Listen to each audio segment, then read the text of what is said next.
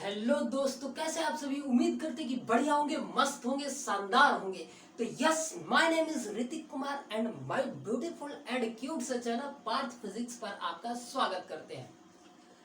तो आज का लेक्चर नंबर होने वाला है 13, प्रकाश का परावर्तन, reflection of light, 10th physics का। और ये मैं आपको बता दूं कि ये आपका लास्ट लेक्चर होने वाला है इस चैप्टर का। और यहाँ पे हम लोग सिलेबस को कंप्लीट इस चैप्टर को कंप्लीट करेंगे। और यहाँ पे चैप्टर तो कंप्लीट हो जाएगा, बट इससे रिलेटेड एक दो वीडियोस और अपलोड किया जाएगा। कारण क्या है कि कारण ये है कि इतने लेक्चर में अभी तक हम आपसे एक भी न्यूमेरिकल क्वेश्चन सॉल्व नहीं कराए हैं। तो एक क्वेश्चन आएगा जो कि एक वीडियो आएगा जो कि एक्स्ट्रा न्यूमेरिकल क्लास होगा, एक्स्ट्रा न्यूमेरिकल वाला होगा वीडियो। तो उस वीडियो को आप जरूर से जरूर देखिएगा। और वो वीडियो आई थिंक हो सकता है कि इस वीडियो के बाद है, और उसका जो भी इंफॉर्मेशन होगा हम उस इंफॉर्मेशन को देंगे। सबसे पहले आज का लेक्चर हम लोग स्टार्ट करते हैं, रिफ्लेक्शन ऑफ लाइट। आज लेक्चर नंबर होने वाला है 13। इससे पहले 12 लेक्चर अपलोड कर दिया गया है। अगर आप वो लेक्चर नहीं देखे हैं तो आपसे रिक्वेस्ट कि उस लेक्चर को अवश्य से देखें, जरूर से जरूर देखें, तभी आपको ये वीडियो समझ में आएगा। और ये चैप्टर का आज हम लोग एंड करने वाले हैं। तो चलिए इस वीडियो को स्टार्ट करने से पहले एक शायरी का आगाज हो जाए। चलिए सुनिएगा, गौर से सुनना है। डूब गए तो किनारों से अलविदा कहना, डूब गए तो किनारों से अलविदा कहना, निखर गए तो यकीन मानो मेरी जान, इस पूरे समंदर को समेट लेंगे, इस पूरे समंदर को समेट लेंगे। तो चलिए आज का ये वीडियो स्टार्ट करते हैं। और आज हम लोग पढ़ने वाले हैं आवर्धन के बारे में, मैग्निफिकेशन। ये आवर्धन होता क्या है, सबसे पहले इसके डेफिनेशन को हम लोग समझ लेते हैं, और उसके बाद हम लोग इस आवर्धन को कैसे डिफाइन करते हैं, आवर्धन का एक्चुअली मतलब क्या होता है, सब इन डिटेल इस वीडियो में बात करेंगे। तो इस वीडियो के अंत तक बने रहिएगा, क्योंकि ये वीडियो आपके लिए बहुत ज्यादा इंफॉर्मेटिव होने वाला है। यानी कि इस वीडियो में बहुत ही इंफॉर्मेशन मिलेगा। और ये आपको बता ही रहे हैं कि इस चैप्टर का लास्ट लेक्चर है, तो लास्ट वाला तो और ज्यादा ही इंपॉर्टेंट होता है, क्योंकि ये लास्ट का ये जो 3 लेक्चर हमने अपलोड किया है, 11, 12, और ये जो आपके साथ जाएगा लेक्चर नंबर 13, ये तीनों लेक्चर आपके इस चैप्टर के लिए तो ये लेक्चर नंबर 13 आपके लिए बहुत इंपॉर्टेंट होने वाला है। तो इस लेक्चर को आपसे हाथ जोड़कर रिक्वेस्ट कि इसमें कहीं भी आपको स्किप नहीं करना है, क्योंकि अगर आपने स्किप किया तो ये अपने आप के साथ धोखा कर रहे हैं बाबू, किसी और के साथ नहीं कर रहे हैं। या तो लाइफ बिगड़ेगा तो आपका, या बनेगा तो आपका, बाकी किसी का कुछ भी नहीं होगा। तो चलिए इस लेक्चर को स्टार्ट करते हैं। और आज हम लोग सीखेंगे आवर्धन के बारे में कि आवर्धन क्या होता है। इसको इंग्लिश में मैग्निफिकेशन बोलते हैं, आवर्धन को इंग्लिश में मैग्निफिकेशन बोलते हैं। और समझिए ये होता क्या है। सबसे पहले इसका एक जो परिभाषा है उस परिभाषा को बताते हैं, और उसके बाद हम इसका आपको एक्चुअली मतलब बताएंगे कि ये होता क्या है। सबसे पहले सुनिए, आवर्धन जो होता है सुनिएगा, किसी भी दर्पण का जो आवर्धन होता है वो होता है आपका वस्तु की ऊंचाई और प्रतिबिंब की ऊंचाई और वस्तु के ऊंचाई के अनुपात को आवर्धन कहा जाता है। तो इसको लिखिए, यानी प्रतिबिंब की ऊंचाई, प्रतिबिंब की ऊंचाई एवं वस्तु की ऊंचाई के अनुपात को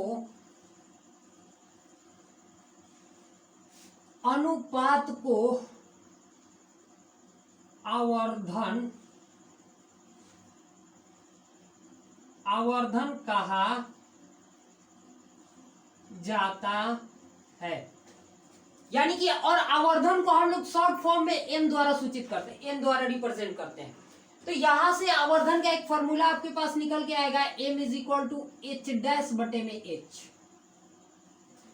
जहां पे एच डैश जो होता है वो होता है आपका प्रतिबिंब की ऊंचाई, प्रतिबिंब की ऊंचाई, और जो एच होता है ये होता है आपका वस्तु की ऊंचाई, राइट। और एम मतलब आवर्धन। अब इसका एक्चुअली मतलब समझिएगा, एक्चुअली मतलब आवर्धन होता क्या है, सुनिए ध्यान से। ये तो हो गया इसका परिभाषा, और एग्जामिनेशन में अगर आएगा तो आपको यही लिखना है। आपको अगर 2 नंबर में एग्जामिनेशन में आता है तो यही लिखना है, बाकी और कुछ नहीं। लेकिन एक्चुअल मतलब आवर्धन का क्या होता है, आइए जरा इसको हम लोग सीखते हैं। देखिए, कभी आप देखते होंगे कि कहीं कहीं पे आपका प्रतिबिंब कभी बड़ा बन जाता है और कहीं पे छोटा बन जाता है। तो कौन सा दर्पण प्रतिबिंब बड़ा बनाएगा, कौन सा प्रतिबिंब छोटा बनाएगा, ये बात डिपेंड करता है मैग्निफिकेशन पे, आवर्धन पे। यानी कभी भी आप सुने होंगे कि कोई एक दर्पण है जो कि प्रतिबिंब को दुगना बना रहा है, यानी वस्तु के हाइट का दुगना। इसका मतलब यह है कि वो दर्पण, अगर आपका हाइट मान के चलिए कि 6 फीट है, 6 फीट, तो अगर आप उस दर्पण के सामने खड़े होंगे और वो अगर प्रतिबिंब दुगना बना रहा है, इसका मतलब आपका जो प्रतिबिंब दिखेगा 12 फीट का दिखेगा। ऐसे तो अमूमन बहुत कम ही देखने को मिलता है ऐसा कि ऐसा कोई केस हो, लेकिन ऐसा हो सकता है। और ये तभी पॉसिबल है जब आवर्धन, इसी को आवर्धन कहते हैं बेसिकली। यानी आवर्धन का मतलब ये होता है कि कोई भी दर्पण का आवर्धन का मतलब ये होता है कि वो किसी प्रतिबिंब को कितना बड़ा या कितना छोटा बनाएगा। तो ऐसे जो अगर कोई दर्पण है जो कि 2 गुना हाइट का प्रतिबिंब बनाता है, वैसे दर्पण को हम लोग कहते हैं कि वो दर्पण 2 गुना आवर्धित प्रतिबिंब बना रहा है। 2 गुना आवर्धित, कितना? 2 गुना आवर्धित, आवर्धन 2 गुना आवर्धित प्रतिबिंब को बनाता है। तो ये है इसका एक्चुअली मतलब। यानी कि आवर्धन का मतलब होता है कि फोटो आप जूम करते हैं ना, कहीं बढ़िया आया है कि नहीं आया है, फोटो फट रहा है कि नहीं फट रहा है, सब हम लोग देखते हैं। किसी फोन को अगर हम खरीदते हैं तो उसका कैमरा देखते हैं, कैमरा कैसा है, फोटो बढ़िया आएगा कि नहीं आएगा। शादी ब्याह में जब जाएंगे, सेल्फी खींचेंगे तो बढ़िया आएगा कि नहीं आएगा। तो वो बात, उसको देखने के लिए हम लोग फोटो को जूम करते हैं। तो जूम करने का मतलब क्या है? जूम करने का मतलब है कि उसका हम आवर्धित करते हैं। आवर्धित मतलब प्रतिबिंब को बड़ा करते हैं, राइट। तो यही बात है, आवर्धन का मतलब होता है कि कोई भी दर्पण किसी प्रतिबिंब को कितना बड़ा बनाएगा और कितना छोटा बनाएगा, ये बात। और 2 गुना आवर्धित का मतलब हो गया कि वो प्रतिबिंब 2 गुना आकार का बनेगा। किससे? वस्तु से।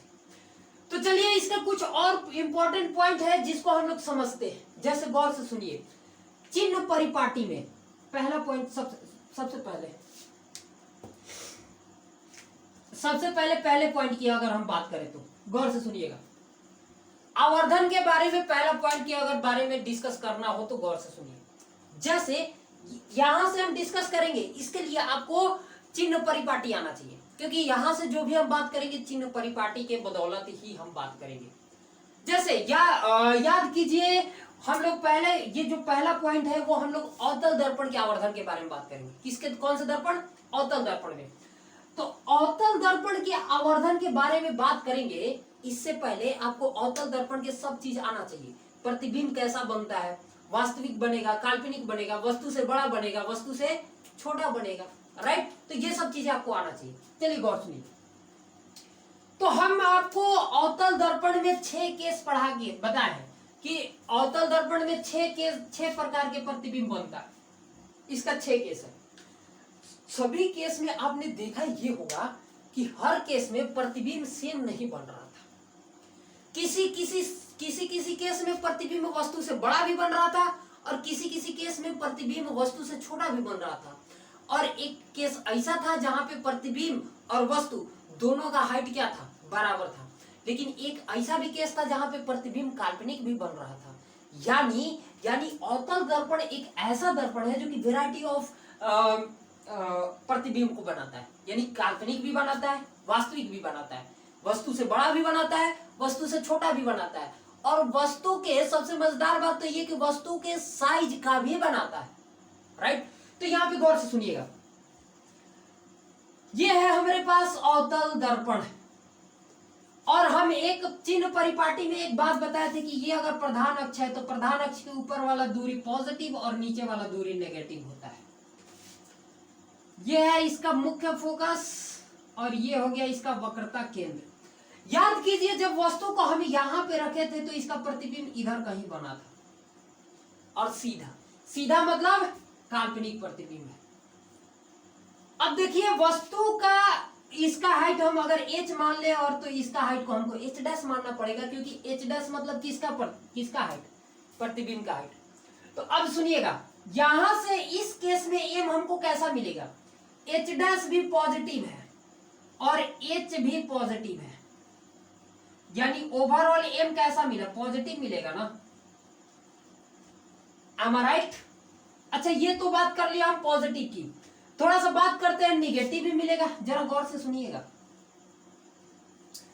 ये है हमारे पास प्रधान अक्ष, इसके ऊपर वाला दूरी पॉजिटिव, नीचे वाला दूरी नेगेटिव। ये इसका मुख्य फोकस, ये इसका वक्रता केंद्र, चलिए, और ये इसका दर्पण का ध्रुव। ये सब आ रहा है ना आपको, ऐसा तो कोई नहीं है जिसको नहीं समझ में आ रहा।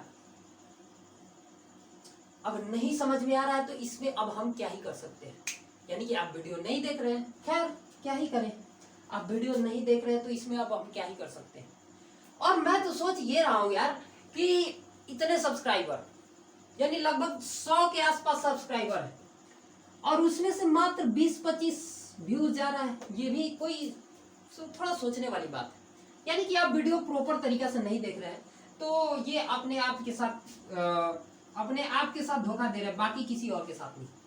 मेरा तो एक ना एक दिन तो व्यूज मिलने लगेगा ना, आज नहीं मिल रहा है ना, कभी ना कभी तो व्यू आने लगेगा, कोई तो कोई होगा जो पढ़ेगा, राइट। आप नहीं देखेंगे तो क्या ही फर्क पड़ता है, और भी तो लोग होंगे जो देखेंगे। खैर एनीवेज, चलिए ध्यान सुनिए। तो अगर हम यहां पे वस्तु को रखें यहां पे, तो इसका प्रतिबिंब यहां पे बनेगा। मजेदार बात यहां पे देखिए, तो वो प्रतिबिंब जो बन रहा है वह प्रधान अक्ष के नीचे बन रहा है, इसका मतलब ये हो गया आपका h डैश और ये हो गया h। तो यहाँ पे m आपको मिलेगा, जो h डैश मिलेगा वो नेगेटिव मिलेगा और जो h मिलेगा वो पॉजिटिव मिलेगा, यानी कि यहाँ पे m कैसा मिला, नेगेटिव। पॉइंट नंबर जो 1 आपको बता रहे हैं वो वही बता रहे हैं। देखिए अवतल दर्पण में आपको आवर्धन m का वैल्यू पॉजिटिव भी मिला और नेगेटिव भी मिला। इसका मतलब ये कि अवतल दर्पण एक ऐसा दर्पण है जिसका आवर्धन पॉजिटिव भी होता है और नेगेटिव भी होता है। तो पॉइंट नंबर 1 कि अवतल दर्पण का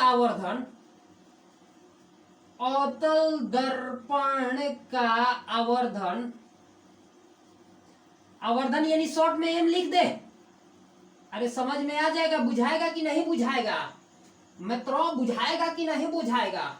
यानी कि जो अवतल दर्पण का मैग्निफिकेशन होगा वो पॉजिटिव भी होगा और नेगेटिव भी होगा, राइट।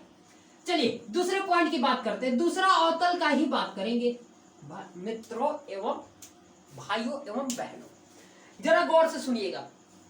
अवतल दर्पण में वेराइटीज ऑफ इमेज बनता है, वैरायटी अनेक प्रकार के प्रतिबिंब बनता है, वास्तविक काल्पनिक की तो बात कर लिए। अब जरा बात करते हैं बड़ा छोटा।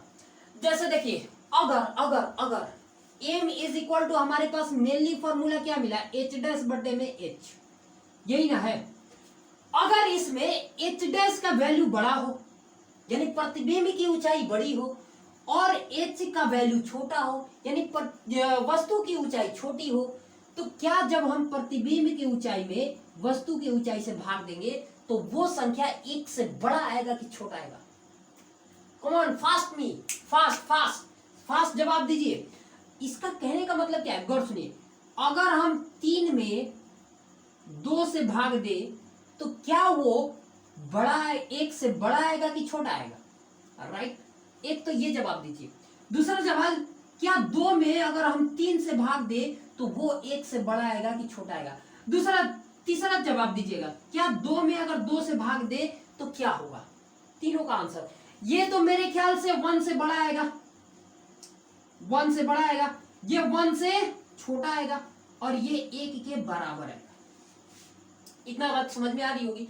इसका मतलब जो h डैश है ना वो प्रतिबिंब की ऊंचाई है और जो h है वो वस्तु की ऊंचाई है। तो यहाँ अवतल दर्पण में ये तीनों केस संभव है, यानी ये भी संभव है, ये भी संभव है, ये भी संभव है। समझ में आ रहा है ना कि ये क्या बोल रहे हैं? ऐसा तो नहीं कि कोई फारसी बात बोल रहे हो। देखिए हो क्या रहा है ना कि h डैश अगर बड़ा हो, ऐसा हो सकता है कि h डैश यानी कि ये जो h है h से बड़ा हो, सॉरी h डैश जो हो वो h से बड़ा हो। तो जब h डैश h से बड़ा होगा तब वहां पे आवर्धन का मान 1 से ज्यादा होगा।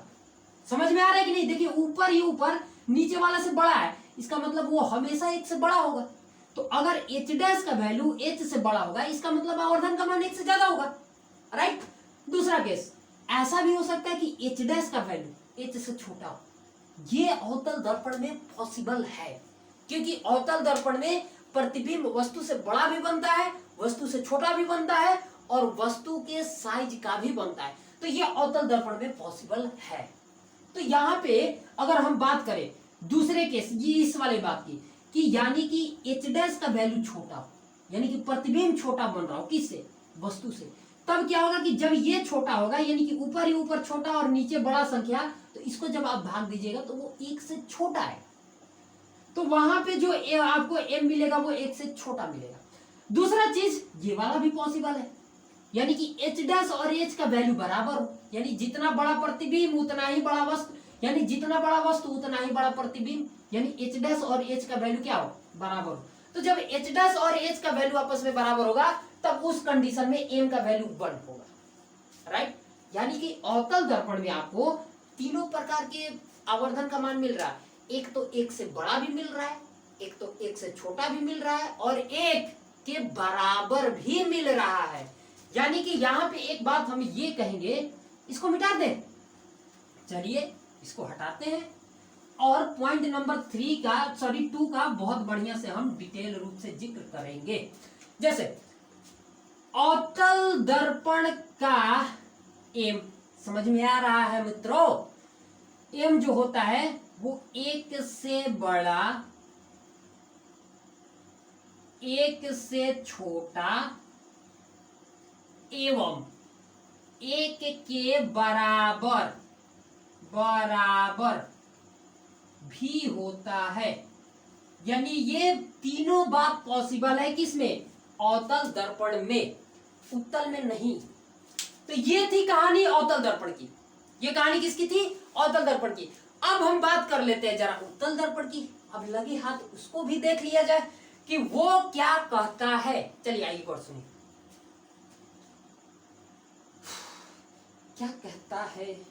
ए क्या बोलती तू? ए क्या मैं बोलूं?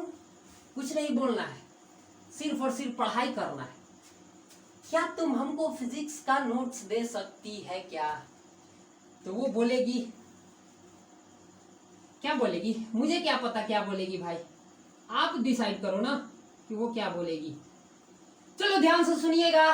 तीसरा पॉइंट हम बात करेंगे अवतल दर्पण की, सॉरी उत्तल दर्पण की। उत्तल दर्पण में कोई ऐसा केस आपने नहीं देखा होगा जहां पे प्रतिबिंब वस्तु से बड़ा बन रहा है। हर केस में प्रतिबिंब वस्तु से छोटा था। दूसरा चीज, उत्तल दर्पण में कोई ऐसा केस आपने ये भी नहीं देखा होगा जहां पे प्रतिबिंब वास्तविक बन रहा हो, यानी प्रतिबिंब काल्पनिक बन रहा है। इसका मतलब दर्पण के पीछे, और दर्पण के पीछे काल्पनिक का मतलब प्रतिबिंब सीधा मतलब प्रधान अक्ष के ऊपर ही ऊपर, यानी वस्तु भी प्रधान अक्ष के ऊपर और प्रतिबिंब भी प्रधान अक्ष के ऊपर। इसका मतलब दोनों सेम डायरेक्शन में।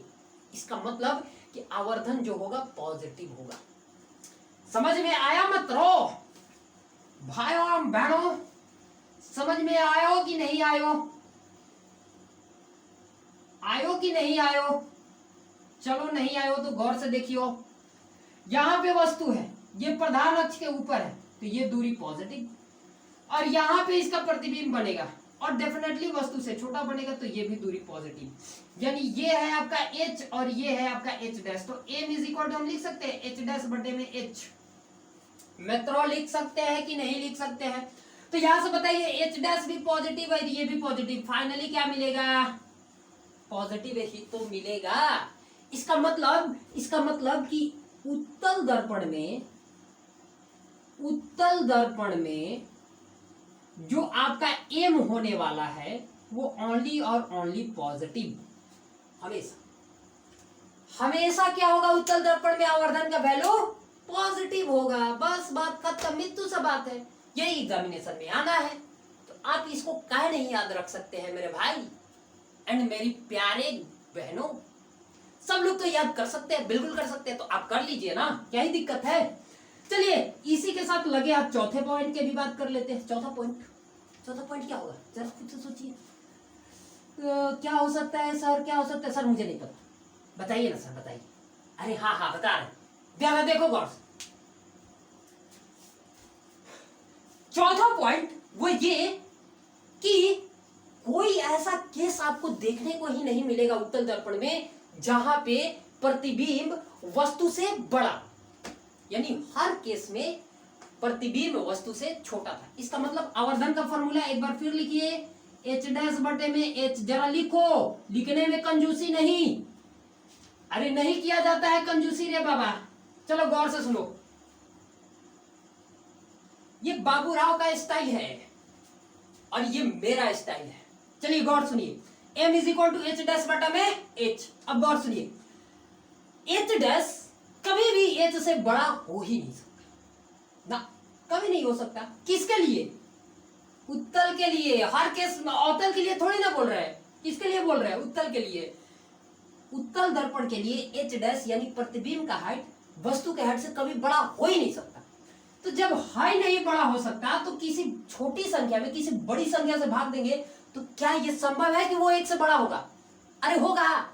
इसका मतलब तो आप ये कहना चाहते हैं कि 2 में 3 से भाग दे तो वो 1 से बड़ा होगा। क्या ऐसा संभव है कि 2 में 3 से भाग दे तो वो बड़ा हो जाए? नहीं होगा। तो इसका मतलब यहाँ पे जो आवर्धन मिलेगा ना आपको 1 से छोटू सा मिलेगा, छोटा सा मिलेगा। किससे? 1 से। तो इसको भी आप, आई थिंक आपको समझ में आ रही है बात। और जिनको नहीं समझ में आ रहे, हे प्रभु, हे हरिराम, अब क्या ही कर सकते हैं हम। चलिए गौर सुनिए, तो यहाँ पे m is equal to H dash बटा में h। तो जो h डैश है वो हमेशा h से छोटा होगा। दैट मीन्स यहाँ पे m का वैल्यू 1 से भी छोटा ही होगा। इतनी बात समझ में आ रही है तो बोलिए जय हो। अपने माता पिता की जय जयकार कीजिए। किसी और के जय जयकार करने में कोई आपका कुछ नहीं देने वाला। किसी का भी जय जयकार कीजिए। अभी देखिए इलेक्शन का टाइम आ रहा है, सब लोग किसी पार्टी का झंडा लेके जय हो करेंगे, लेकिन वही जब घर पे जाएंगे तो पापा को 4 बात सुनाएंगे, मम्मी को 4 बात सुनाएंगे। वो कह दे कि बेटा तनी 1 गिलास पानी लेके दे दे, 4 बात बोलेंगे उसको, उनको 4 बात बोलेंगे। और वही रोड पे जाके इसका झंडा उस पार्टी का झंडा लेकर चलेंगे, जो कि आपको कुछ करने ही वाला नहीं है। खैर क्या ही कर सकते हैं, सबकी अपनी अपनी मानसिकता। चलिए चौथा पॉइंट यही कि उत्तल दर्पण में जो एम होगा, एम वो कैसा होगा? इसको हटा दे मित्रों, चलो इसको हटाते हैं। उत्तल दर्पण में जो एम होगा वो हमेशा 1 से छोटा होगा। अच्छा समझ गए, छोटा होगा, बिल्कुल छोटा होगा। राइट, आम राइट। तो चलिए अगर इतनी बातें समझ में होगी तो ये थी आवर्धन की कहानी, यानी इतनी ही बातें हमें आवर्धन में बतानी थी। तो क्या यहाँ पे चैप्टर क्लोज हो गया? अरे नहीं, अभी तो चैप्टर क्लोज नहीं हुआ है। अभी मेन चीज के बारे में, आवर्धन के मेन चीज के बारे में हम आ रहे हैं। देखिए आवर्धन का मेनली फॉर्मूला, मेन हम यही फॉर्मूला है। अभी ये मत कहिएगा कि ये फॉर्मूला कहां से आया, क्योंकि ये फॉर्मूला इसका परिभाषा है, इसका डेफिनेशन है, इसके बारे में हम नहीं बता सकते ये कहां से आया। लेकिन हाँ, आवर्धन का साथ ही साथ 2 और नए फॉर्मूले होते हैं। जैसे m इज इक्वल टू होता है माइनस का v बाई यू, और एक m इज इक्वल टू होता है 1 माइनस v बटे में f। ये 2 फॉर्मूले हैं। अब ये दोनों फॉर्मूले कहां से आया है? हाँ, इसको हम लोग निजात कर सकते हैं, इसको हम ला सकते हैं। लेकिन आप कहिए कि इसको सर लाइए, तो हम नहीं ला सकते। ये इसका पता ही नहीं कहां से आया है, बस इसका डेफिनेशन, परिभाषा, राइट। और एग्जामिनेशन में आएगा तो यही आपको लिखना ही है, यही लिखना है मित्रों, यही लिखना है। चलिए, तो ये दोनों फॉर्मूला कहां से आया है, सबसे पहले इसका निजात हम लोग करते हैं। चलिए आइए। कुछ वीडियो फास्ट तो नहीं हो रहा, ऐसा तो नहीं हो रहा कि बहुत तेज बोल रहे हो। अगर तेज बोल रहे हो तो थोड़ा सा कैप्चर करिए दोस्त, थोड़ा सा फास्ट बनिए, क्योंकि दुनिया बहुत तेजी से आगे निकल रही है और आप 5G का जमाना आ गया यार, और आप 2G में लटके पड़े हैं। आप भी फास्ट होइए, कम से कम 3G तक तो पहुंचिए। अपना स्पीड 3G तक तो, 3G नहीं कर सकते 4G कीजिए। 3G में क्या रखा है, मुझे तो 5G ने लूटा, 3G में कहाँ दम था। हाँ, मेरी किस्ती वहां डूबी जहां मोबाइल ही नहीं था। अरे सर क्या ही कर दिए, एकदम दिल की बात छीन लिए सर आप। चलिए, यानी कि हम लोग वो फॉर्मूला देखने वाले हैं कि वो फॉर्मूला कहां से आया है। चलिए आइए ध्यान सुनिए, यानी ये वाला formula m is equal to minus का v बाई यू, एक तो ये, और m is equal to 1 minus v बटे में f, ये दोनों फॉर्मूले कहां से आए हैं। ये बाबू तू कहां से आया रे, आकर के पूरा हम लोग का सिलेबस हिला के रख दिया। काश तू नहीं होता तो कितना अच्छा होता, काश वो होती तो कितना अच्छा होता, काश हम होते आपके सामने तो कितना अच्छा होता। नहीं, चलिए तो इस चीज को प्रूफ करते हैं। तो इस चीज को प्रूफ करने के लिए एक फिगर बनाएंगे, जरा फिगर को गौर से कीजिए। क्या सर बार बार फिगर फिगर करते रहते हैं, बिना फिगर का नहीं होता है। अरे नहीं होता है भाई, बिना फिगर का थोड़ी ना होता है। चलिए फिगर देखिएगा गौर से, ये हमारे पास, इसको हटा दे, इसी चीज को तो प्रूफ करना है, पहले हटाइए इसको। अरे हटा दो हटा दो हटा दो हटा दो, बिल्कुल हटा दिया मैंने। और ये है हमारे पास एक अवतल दर्पण, और ये है इसका दर्पण का क्या, अरे क्या है, बंदर का पूंछ है, बकलोल इंसान, प्रधान अक्ष है। चलिए ध्यान सुनिए, ये हो गया दर्पण का ध्रुव, और ये अगर दर्पण का ध्रुव तो ये हो गया इसका मुख्य फोकस, और ये हो गया इसका वक्रता केंद्र। एक वस्तु को यहाँ पे रख दीजिए, और डेफिनेटली आपको इसका पता ही है कि प्रतिबिंब कहाँ बनेगा। अपने मन में सोच लेना है, नहीं अब पता है तो मन में सोचिए, नहीं तो चुपचाप बैठ के देखिए। एक समानांतर किरण आपतित करा दीजिए, ऐसे आया, ये जाएगा इसके मुख्य फोकस। समझ में आ रहा है मित्रों, बाबू मित्रों। चलिए तो ये ऐसे निकल गया। दूसरा किरण वक्रता केंद्र से मत लाइए, दूसरा किरण इसके दर्पण के ध्रुव पे आपतित करा दीजिए, और जैसे ये दर्पण के ध्रुव पे आपतित होगा, दिखाई दे रहा है, इसमें थोड़ा सा इंक डालना पड़ेगा दोस्त, थोड़ा सा वेट करिएगा, ऐसे इसको निकाल दीजिए। तो ये कहाँ, यहाँ पे कट गया, अरे यहीं पे कट रहा है ना। अब नामाकरण कर दीजिए, नाम रख दीजिए, नाम, हाँ नाम रखना है। हाँ सर नाम रखने में तो आप लोग बहुत एक्सपर्ट हैं, और होना ही है। थोड़ा सा इंक डाल लेते हैं भाई मेरे, थोड़ा सा इसमें इंक डाल लिया जाए, इंक पिला लिया जाए, क्योंकि इंक हल्का खत्म हो गया है। Just a wait.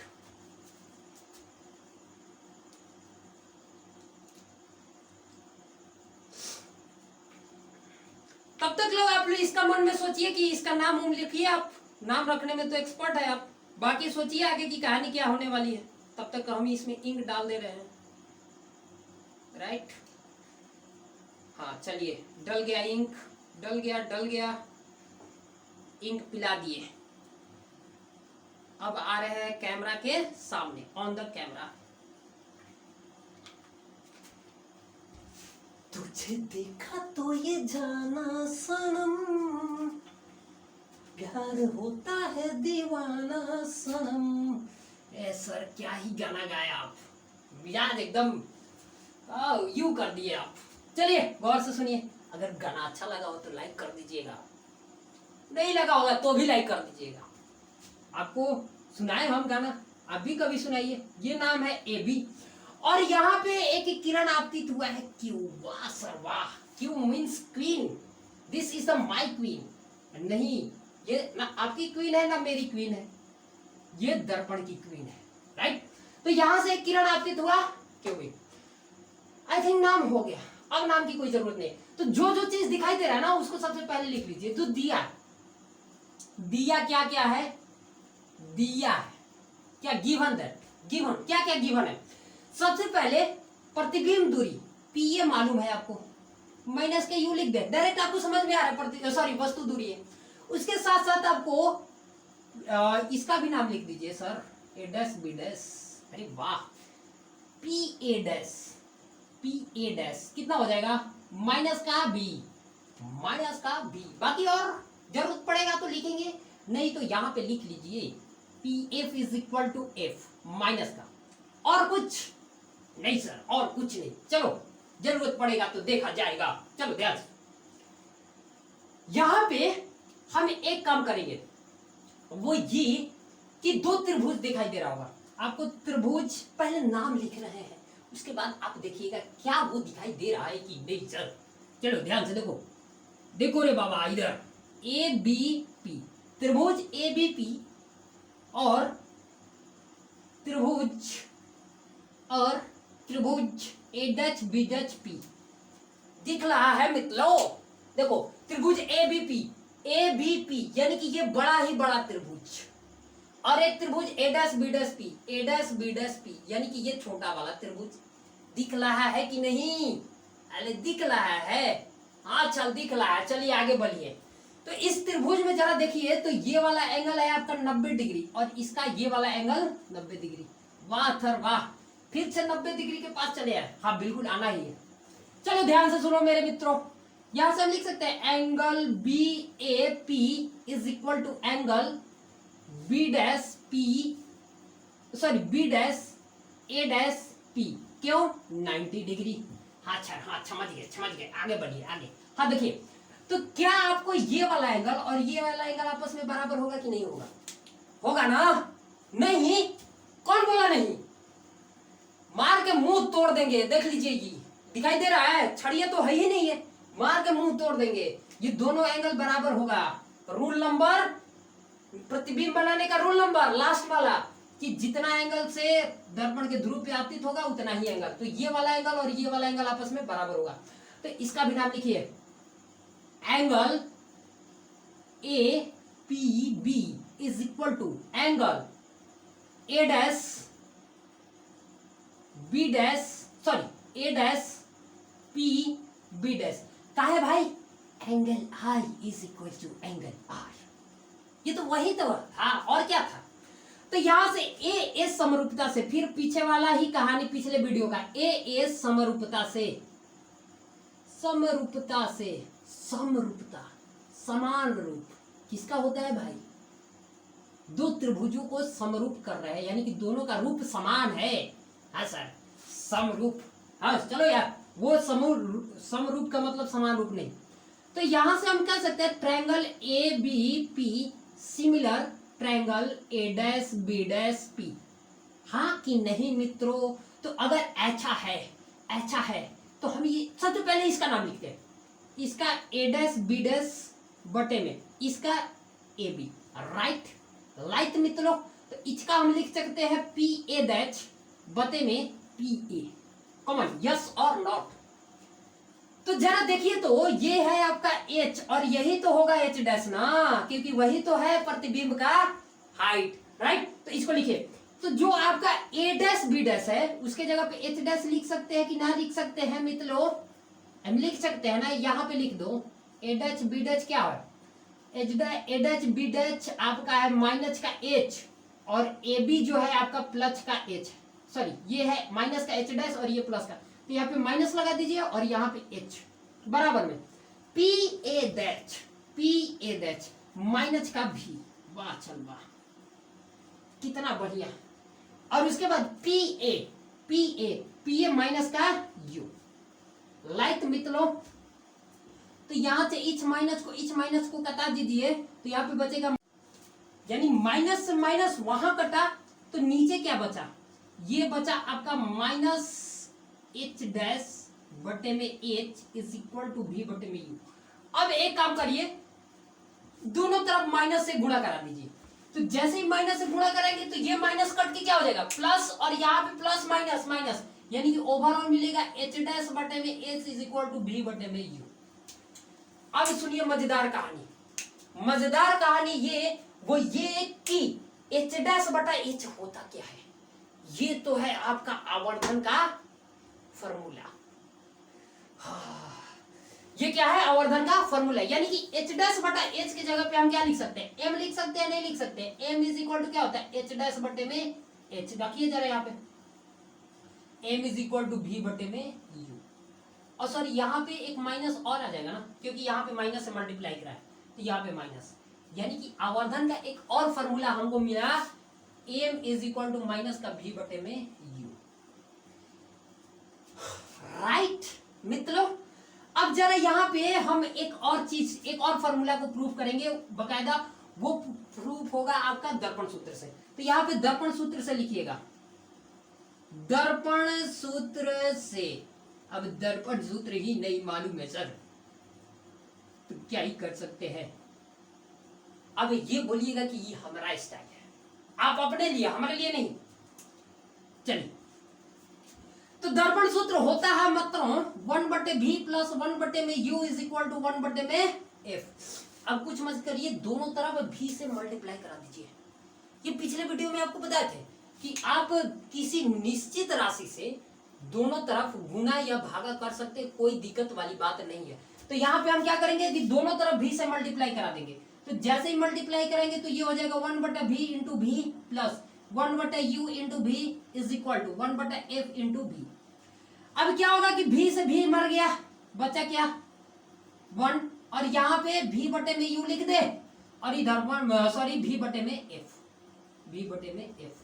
अब एक काम करिए मित्रों, इस प्लस को उधर भेज दीजिए तो ये हो जाएगा 1, और इस प्लस वाले को इधर भेज दीजिए तो 1 माइनस भी बटे में एफ इज इक्वल टू, ये उधर जाएगा तो माइनस भी बटे में यू। और जरा देखिए, अभी अभी प्रूफ करके आए हैं, एम जहां पे माइनस भी बटे यू होता है वहां पे एम लिख सकते हैं, नहीं लिख सकते हैं। यानी कि जहां पे भी बाई यू है वो किसका फॉर्मूला है, किसका है, एम का ही तो है। तो वहां पे हम एम लिख देंगे तो ये हो जाएगा 1 माइनस भी बटे में F is equal to M. यानी कि हमको ये भी प्रूफ हो गया। यानी आवर्धन का ओवरऑल हमारे पास 3 फार्मूला मिला, जो कि एक परिभाषा से मिला, जो का उसका रियल परिभाषा था। अगर डेफिनेशन आता है एग्जामिनेशन में लिखने के तो हम वही लिखेंगे। दूसरा, अगर कहता है कि इस फार्मूला को प्रूफ करिए तो हम बकायदा कर भी सकते हैं ऐसे, राइट। तो आपको ये ये वाला फार्मूला यानी कि दर्पण सूत्र आपको प्रूफ करने के लिए पिछला वीडियो था, और आज का वीडियो आपको आवर्धन प्रूफ करने के लिए था। तो आई होप कि आपको ये वीडियो अच्छा लगा होगा, ये प्रूफ करने आया होगा। अब देखिए, इस चैप्टर का जितना भी हम फार्मूला हमने इस चैप्टर में पढ़ा उसको एक जगह देंगे। फिलहाल अभी एक बार आपसे रिक्वेस्ट कि आप इसको एक बार देखिए।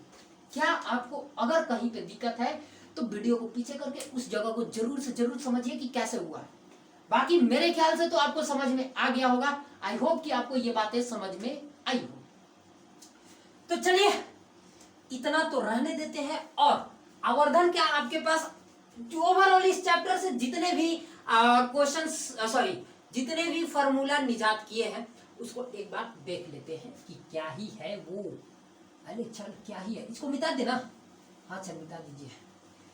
जरा तस्वीर से तो निकल के सामने आ, मेरी महबूबा, मेरी महबूबा।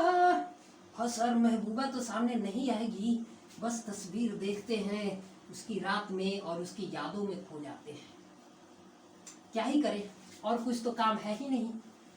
बस उसके नाम पे उसका फोटो देखते हैं और उसका याद आ रहा है सर कि वो एक दिन था जब वो हमको देखकर हंस रही थी।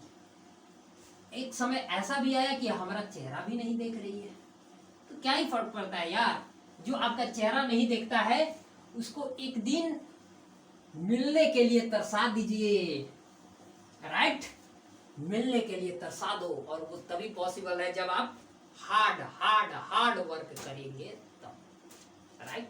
चलिए, तो यहाँ पे गौर से सुनिएगा, इस चैप्टर में हम लोग कौन कौन सा फॉर्मूला पढ़ा। इस चैप्टर में ओवरऑल हम देखें तो 1 2 और 3 4 और 5, ओवरऑल 5 फॉर्मूले हमने पढ़ा, और यही 5 फॉर्मूले आपको आते हैं तो ये चैप्टर आपका है। पकड़ लीजिए इसको एकदम दबा के, छोड़िए ही मत, राइट। देखिए, सबसे पहला फॉर्मूला हम बताए थे F = R/2, राइट, यह आपको आता है, यानी कि जो मुख्य फोकस होता है वो वक्रता त्रिज्या का आधा होता है। दूसरा दर्पण सूत्र 1/v + 1/u = 1/f, ये आपको आता है। तीसरा मैग्निफिकेशन का h'/h। चौथा भी मैग्निफिकेशन आवर्धन का -v/u, और पांचवा ही आपका मैग्निफिकेशन का 1 - v/f, यानी कि आवर्धन का ही आपको 3 फार्मूला। बाकी मेन रूप से आपको इसमें 3 ही फार्मूला के बारे में, आवर्धन के बारे में, दर्पण सूत्र के बारे में, और relation between F and R के बारे में, बस यही 3 फार्मूले आपको इस चैप्टर में देखने को मिलेगा। तो ये वीडियो हुआ आपका द एंड, और ये चैप्टर भी हो गया दी क्लोज, यानी कि थ्योरेटिकल पार्ट इसका खत्म हो गया इस चैप्टर का। अभी हम इस पे एक भी न्यूमेरिकल नहीं कराए हैं, तो आप एक एक्स्ट्रा से वीडियो लेकर के आएंगे, एक एक्स्ट्रा लेक्चर लेकर आएंगे जो कि केवल और केवल न्यूमेरिकल का ही होगा। और इसके साथ मेरे ख्याल से इसका 2 वीडियो आएगा, एक तो इसके बाद एक आएगा, और एक और वीडियो आएगा जो कि इस चैप्टर से जितना भी ऑब्जेक्टिव हो सकता है कि आपके बोर्ड लेवल में पूछे, वो न्यूमेरिकल लेकर, वो ऑब्जेक्टिव लेकर आएंगे। और वो ऑब्जेक्टिव आपको कहां मिलेगा, इसके लिए इन डिटेल एक छोटा सा वीडियो बना करके आपको अपलोड कर दिया जाएगा यूट्यूब पे, तो आप उसको जरूर से जरूर देखिएगा। और आप ये वीडियो देख तो लिए, लेकिन अति आवश्यक है कि न्यूमेरिकल वाला वीडियो देखिए। और आपसे एक हाथ जोड़कर रिक्वेस्ट दोस्त, थोड़ा शेयर वगैरह कीजिए यार, थोड़ा हम भी क्या ही मतलब हमारा भी मनोबल को ऊपर कीजिए, वो आप ही कर सकते हैं। हम तो आपके मनोबल को ऊपर कर रहे हैं, हमारा मनोबल को कौन ऊपर करेगा। हमको व्यू नहीं जाता है, वीडियोस पे लाइक नहीं आता है, तो हमको लगता है क्या ही यार, इतना मेहनत करना बेकार। तो आप जरा उसको भी ध्यान दीजिए। और आप ओवरऑल देखा जाए तो 100 सब्सक्राइबर्स है अभी, जो कि बहुत कम है। तो हम आपसे ये नहीं कर रहे कि आप शेयर करें अपने दोस्त के पास, तो वो हो सकता है कि इस वीडियो को मेरे चैनल को सब्सक्राइब भी करें, लेकिन इतना तो कर सकते हैं आप, सब्सक्राइब नहीं कर इतना तो कर सकते हैं, शेयर तो कर ही सकते हैं आप, तो शेयर जरूर कीजिए। करे ना करे उसकी बात की छोड़ दीजिए, बात की बात, पहले वीडियो तो पहुंचाइए अपने दोस्तों तक। क्या इतने में अगर मान के चलिए कि अगर 100 लोग हैं, तो उसमें से 80 लोग ऐसे हैं जो कि 10th क्लास में पढ़ते हैं, जिनके लिए वीडियो रिक्वायरमेंट है, तो वो उनके पास 1-2 दोस्त तो ऐसे होंगे ही होंगे, तय है, जो कि मोबाइल यूज करते हैं, तो उनके पास आप शेयर जरूर कीजिए। वो चैनल को सब्सक्राइब करेंगे नहीं करेंगे उससे आपको मतलब नहीं है, बस वीडियो सभी लोग तक पहुंचना चाहिए। बाकी सब्सक्राइब होगा कि नहीं होगा वो बात की बात है। और रहा बात, तो इस वीडियो में थोड़ा सा व्यूज बढ़ाइए, थोड़ा व्यू कम है, इसको बढ़ाइए यार। और उसके साथ साथ अगला जो वीडियो आएगा आपका न्यूमेरिकल के लिए, जो स्पेशल न्यूमेरिकल होगा, और न्यूमेरिकल जो हम यहाँ पे बोर्ड पे कराएंगे, वो न्यूमेरिकल आपको कहाँ मिलेगा, एक शॉर्ट वीडियो में आकर के हम आपको बता देंगे। तो वीडियो कैसा लगा, तो वीडियो अच्छा लगे तो चैनल को सब्सक्राइब करें, वीडियो को लाइक करें और अच्छे कमेंट करें। तो आज के इस वीडियो में इतना ही, मिलते हैं अगले वीडियो में, तब तक के लिए जय हिंद, जय भारत। ऐसे ही हंसते रहिए, मुस्कुराते रहिए, पढ़ते रहिए। All the very best.